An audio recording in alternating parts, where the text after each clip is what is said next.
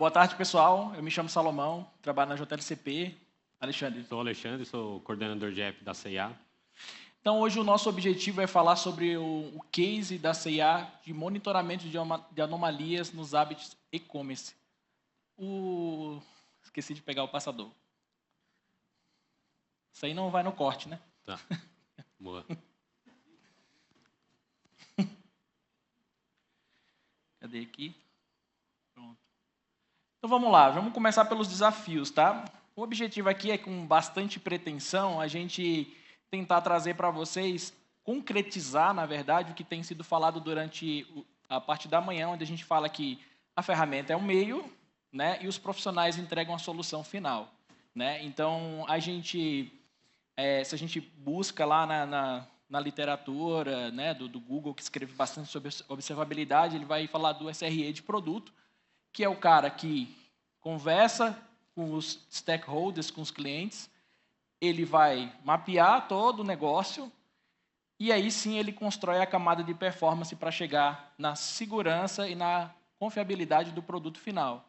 Então, antes de mais nada, aí o trabalho da SRE é primeiramente conversar com os stakeholders e entender aí qual que eram os desafios. E aí eu vou deixar o próprio stakeholder falar aí um pouco disso. Inclusive, pode falar um pouco, a gente tem um tempinho, falar um pouco da nossa história ali, né, com a C&A. Perfeito. A C&A, ela abriu o e-commerce um pouco antes de eu chegar, então ali tinha uma dificuldade de monitoramento de pedidos e de negócios mesmo, porque a gente tinha muitos parceiros, como adquirentes e a própria e-commerce que veio da Vetex, que é um parceiro nosso. Como nem todos os serviços ficavam dentro da nossa arquitetura, a gente não tinha como monitorar a saúde, a não ser pelos health checks dos próprios serviços. Então, a gente se reuniu com o time de observability ali, o time da JLSP na época, e trouxemos um trabalho de trazer esses dados para dentro dos Zabbix, que é a ferramenta que a gente utilizava na época de monitoria. Trazendo para dentro dos Zabbix, a gente conseguiu ver as ondas de pedidos que a gente tinha e as anomalias de pedido, como quedas e aumento desproporcional que acontecia. Então, a gente conseguia monitorar o negócio dos clientes, o negócio a partir dos pedidos, dividido por meio de pagamentos, status, etc., para ter controle do que a gente estava, de como a gente estava atuando e se a gente estava disponível 24/7, mesmo tendo parceiros externos à nossa arquitetura. Então, pessoal, como o Alexandre falou, o dado eles já tinham em mão, né? A gente entrou para uma segunda rodada onde a gente foi para aprimorar o monitoramento. Eles, nesse momento, eles tinham esse monitoramento de forma visual. Eles olhavam para o monitoramento assim, existia um threshold lá, como tem uma linha azul, que assim, olha, se passar de 200 é porque está muito ruim. Mas isso era a perspectiva deles naqueles momentos. Eles se guiavam muito pelo visual. Então, se não tivesse ninguém olhando naquele momento, né, eles poderiam passar por anomalias. E para eles, esses resultados eles eram em um outro dia que eles percebiam que acontecia anomalia. Eles usavam o time de BI como base, que davam insights para eles. Aqui saiu fora, aqui, né, como o time de BI é D-1, então chegava nesse resultado aí, no caso. Então, os nossos principais desafios nesse primeiro momento era o quê? Um aumento inesperado para eles poderia ser possíveis fraudes, problemas no sistema de captação de pedido, ou seja, a gente faz a checagem do health check lá, mas essa primeira camada, você tem várias camadas de validação. Você tem a primeira camada, que é a camada de rede, onde você valida que o sistema está respondendo. Você tem uma camada de aplicação, né, que você consegue fazer um get lá e ver se a aplicação de fato está respondendo. E você tem a camada do usuário, onde você vê se o usuário de fato está conseguindo operar, né? Ou seja, no seu monitoramento você constrói camadas. E eles estavam numa camada onde eles conseguiam validar que a Vetex estava de pé. Mas eles não conseguiam ter certeza absoluta, a partir dessas anomalias, que o sistema estava respondendo como deveria. E esse era 2 sinais possíveis. Então, quedas inesperadas poderia ser uma parada nos sistemas, aumentos inesperados poderiam ser possíveis fraudes, ou outros sistemas que estavam abaixo da stack de serviço poderiam estar apresentando problemas, né? E isso impactava diretamente o time de negócio, no caso, né?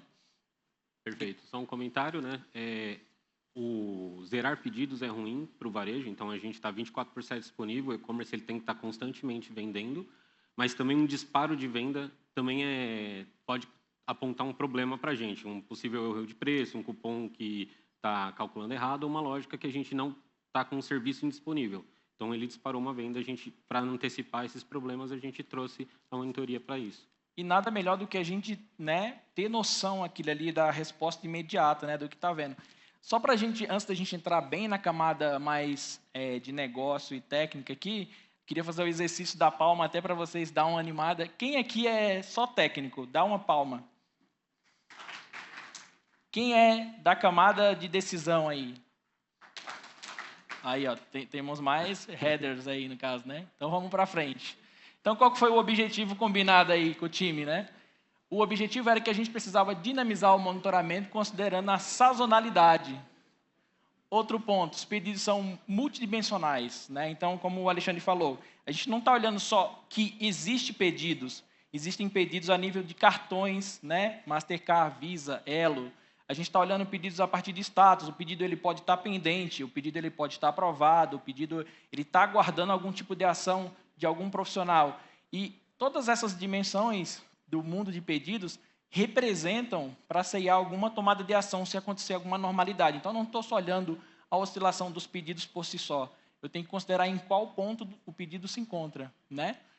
Então, aí a gente avança e aí a gente vai implementar a camada de monitoramento autorregressivo. Qual que era o nosso principal desafio? O Thiago está aí também, né, da CEA, e ele falou, olha, veio esse desafio para a gente e a gente quer, né, que seja o Zabbix que faça isso. Perfeito. A gente poderia só dizer assim, olha, o Zabbix não é capaz de fazer, vamos explorar esse recurso para fora aí.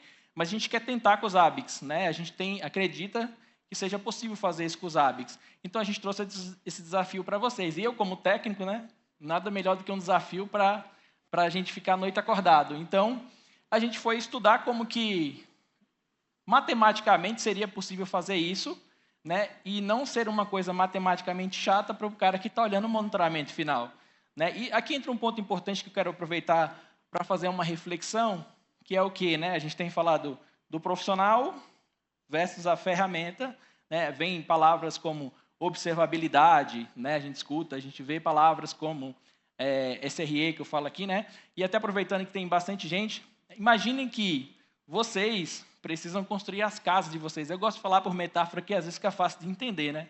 Você contrata o pedreiro porque ele sabe usar maquita ou porque ele sabe construir casa? Não precisa responder. Então, a especialidade da pessoa na ferramenta é importante, mas o resultado final que ele está buscando alcançar é muito além disso, né? Saber usar a ferramenta não significa saber alcançar o resultado final que o cliente espera, né? A gente busca isso no nosso dia a dia. Então, a gente pensou em criar um monitoramento autorregressivo com base num modelo chamado SARIMA. Esse modelo matemático, ele considera a sazonalidade dos dias anteriores, né? E coloca ela dentro de uma região considerada uma região de confiança, onde os valores oscilam e essa região de confiança é construída a partir dos dias anteriores, né? O SARIMA utiliza a média móvel, a gente não utiliza a média móvel, a gente utiliza um perímetro de 4 dias, né? Já vou explicar por que 4, e aplica um consenso de 4 dias menos 1, né? E a gente utiliza o desvio padrão, né, em cima disso. Essa variação vai ser aplicada tanto para quedas como para altas, tá? E aí o ponto mais importante desse sistema, pode parecer simples, tá? Mas a gente passou meses evoluindo. Somente com recursos nativos do Zabbix. Esse era o nosso desafio, lembrando para vocês, tá? Por que 4 menos 1? Porque quando a gente tinha um problema e a gente fazia médias, esse problema e acontecia uma anomalia, esse problema se propagava. Então, a gente utilizou o consenso do 10º homem. Vocês já ouviram essa história do consenso do 10º homem, que eles falam que se existe 9 pessoas que concordam sobre uma coisa, um é obrigado a discordar. E ele tem que provar por que a solução dele é melhor. Então, a gente implementou um consenso do 4 menos 1. Né? Então, se um é o discordante, ele é desconsiderado. Só consideramos 3. Né? Na maioria das ferramentas que utiliza sazonalidade, vai considerar 3 dias, 3 semanas, 3 meses, 3 horas. Então, a gente precisava de 4 para ter um disruptor. Então, a gente usou esse modelo, né? E conseguimos aplicar essa regra, né? E aí a gente começa a ter casos onde o Alexandre, de novo, melhor do que eu, pode falar como isso impactou para ele no dia a dia e para a equipe de negócio. Perfeito.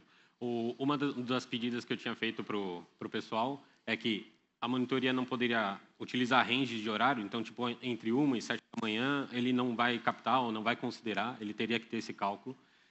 Eu precisava que ele oscilasse um pouco, porque a gente está monitorando clientes, como eles estão comprando, como eles estão olhando os produtos, se a gente está bem ou está mal, então precisava de um range para não ter tantos falsos positivos.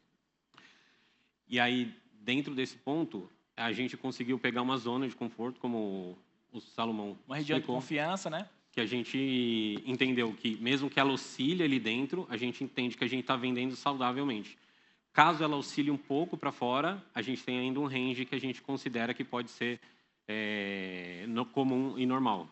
Sim. Então, aí, a gente tem alguns casos, né? Esse momento aqui foi exatamente o dia da Black Friday. Para eles foi interessante para eles terem noção de que como aqueles dias se comportavam. E aí, quando o sistema ele é implementado, você consegue validar, inclusive, se as suas ações são efetivas. Se você solta uma promoção, você quer ver isso. Você quer que saia do normal. Você está sendo efetivo, né? Mas se você não soltou uma promoção e isso acontece, quer dizer que tem alguma coisa de errado acontecendo, né? E como a gente falei em outros pontos aqui, a gente tem pedidos pendentes, por exemplo, que é um caso crítico para eles, porque quando o pedido ele está no status de pendente, ele está aguardando a aprovação da financeira, né? Está aguardando a Clear Sale, que aprova o cartão lá, que dá o resultado final. Então, o pagamento, no caso, né? E se isso começa a acumular, isso significa para o negócio deles que algo está errado, né? Está saindo fora da normalidade, né? Inclusive, recentemente a gente fez mais uma apresentação lá com eles, uma das líderes, né? Ela de negócio, exclusivamente de negócio, ela deu um feedback para a gente no sentido que esse monitoramento ele revolucionou a forma que a gente olha, porque a gente hoje reage a casos de 5 minutos de anomalia. Antes a gente esperava muito tempo. E recentemente a gente chegou a ligar para a Vtex e dizer, olha, está com problema no sistema de vocês. A Vtex falou, não tem problema nenhum. E 5 minutos depois a Vtex ligou dizendo, realmente tem problema, porque o nosso sistema funciona, né? Então, por isso que a gente fez questão que o Alexandre viesse, para que não parecesse demagogia da nossa parte, né? Então, a gente consegue pegar as quedas também. Fala um pouco mais, Alexandre. O que acontece nesse cenário... Voltando um pouco aí. Antes a gente tinha uma monitoria que ou ela era muito alta ou ela era zero. Então, a gente não tinha uma pequena oscilação e acompanhar o que a gente atuou e se a gente fosse acionado rápido, que ela recuperasse o quanto antes, para que o impacto de negócio fosse menor. Então, ali, tipo no exemplo do gráfico, teve uma queda, a gente, antes de chegar a zero, ou de quebrar o sistema, ou chegar no cliente final, a gente conseguiu recuperar e seguir em frente. Ele volta à normalidade depois de alguns minutos, mas a gente entende que conseguimos sanar tecnicamente o quanto antes. Um detalhe também que eu tinha solicitado é que fosse sempre muito fácil da área de negócio entender, para que eles conseguissem também pilotar isso sem ter a necessidade de alguém técnico orientá-los do que está acontecendo. Uhum. Então, esse é um ponto importante, tá? Que é a questão que a gente estava... que eu comentei um pouco antes, que foi o Luciano frisou bem, o Alexei, o Jorge Pretel, o pessoal também que estava aqui junto no palco, que é a importância da atuação do profissional, né? E aí, por isso que eu perguntei até para vocês, porque aí, quando você como líder, você vai trazer um profissional, lógico que você quer que ele atue na ferramenta, é importante, mas qual que é a skill dele para o negócio, né? No caso, como que ele atua nisso? E aí, por isso, do exemplo, né, bem esdrúxulo, né, do porque você vai contratar um pedreiro porque ele é especialista numa ferramenta. Não, você contrata porque ele constrói sua casa, né? Tem um exemplo muito bom que eu falo para o Pretel, existe ferramentas como máquinas de cortes altamente sofisticadas e existe serrote. Você não olha para um marceneiro e fala para ele, você ainda está usando essa ferramenta legada, serrote? Você não olha para ele e fala isso. O serrote é uma ferramenta que faz parte da vida do marceneiro. Então, eu não estou aqui fazendo uma alusão de que os hábitos sejam serrote, mas os hábitos são uma ferramenta que está no mercado há muito mais tempo do que muitas ferramentas que se vendem como altamente tecnológicas, e você pode chegar para um profissional e você ainda não usa as hábitos, né? Ou seja, você é um profissional de observabilidade que desconsidera os hábitos como uma opção dentro do do seu leque, porque ela não é qualquer ferramenta, ela é uma ferramenta que é o sabre de luz do profissional de observabilidade, né? Ele é o Jedi né, dos profissionais de observabilidade. Então, fica aí. Alexandre, quer colocar mais alguma consideração? Eu ia comentar assim até, olhando para o e-commerce, ele é dividido entre o comercial e o técnico, então é 50%. Então, trazer a proximidade dos problemas de negócio para dentro de tech, para todo mundo estar sincronizado, faz com que flua melhor o produto mesmo, a empresa. Então, a gente consegue conversar e traduzir essa conversa entre as duas etapas. Eu fiz um período essa etapa ali dentro da C&A, continuo aqui até com esses projetos que a gente faz. Então, a gente tem tido bons resultados com isso. E só para consideração final, tá? O Alexandre, ele é o, vamos dizer assim, ele é o cara que ele vai acompanhando, né? Porque ele é um cara de negócio, e ele vai dizendo, olha, mas não dava para melhorar isso daqui, não dava para a gente andar um pouco a mais. Então, ele vai sempre buscando esse limite do técnico, né? Em várias conversas a gente teve isso, e aí depois ele traz esse feedback, pô, eu até propus esse daqui, eu não sabia que dava para fazer, e a gente também não, né? Mas a gente vai buscar sempre o limite da ferramenta para que a gente possa entregar a melhor solução para o nosso cliente. É isso, pessoal. Obrigado. Valeu. Temos perguntas? Tem 2 perguntas? Sim. Vamos lá. Na verdade, é uma pergunta em 2 partes. Diga. Qual é a ferramenta que é utilizada para realizar a ingestão de dados sobre análise de anomalias? Inicialmente, que a ferramenta que está coletando essas informações e depois enviando para os ABICs? Ou é uma coleta feita diretamente na plataforma pelos ABICs? A gente utiliza, inicialmente o pessoal utilizava HTTP Agent, né? E aí quando a gente fez essa segunda rodada, porque quando foi inicialmente construído estava na versão 5, na segunda rodada a gente atualizou tudo para script item, porque a gente já consegue bater na API, autenticar, validar os dados que vêm, até fazer alguma manuseio dos dados, e isso foi o que foi utilizado. Joia. Bom, essa é a pergunta que a gente tinha. E a segunda? Eram 2 partes. Uma era explicando a primeira, para dar contexto. Aí, só para complementar, eu achei que pode ficar muita curiosidade, vocês podem ir ali no stand da JLCP, a gente tira mais dúvida, mas, pessoal, a gente usou recursos nativos, inclusive que poderiam ser utilizados em versões anteriores, tá? Não tem nada, assim, é matemática. Uhum. Beleza? Muito bom. Valeu novamente. Valeu, pessoal. Parabéns.